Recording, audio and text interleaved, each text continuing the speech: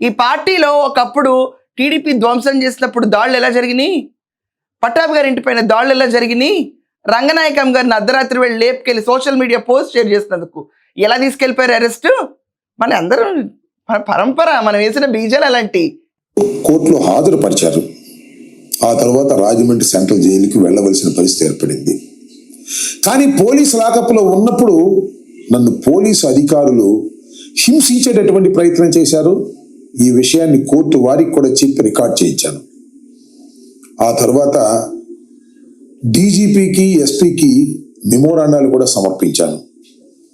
నా ఇంటి మీద పడి కాదండి, మీరు పోలీస్ స్టేషన్ లో హింస ఏం జరగలేదు, ఇది బాత్రూమ్ లో పడిన దెబ్బ అన్నారు. ఎడిటర్ ఏంటి ఒకసారి అది ఇక్కడ లోపల ఏది ఇబ్బంది పడలేదు, కాబట్టి బాత్రూమ్ దగ్గర జారి కొద్దిగా పడ్డాను, నాంత నేను ఎవరి తప్పు లేదు.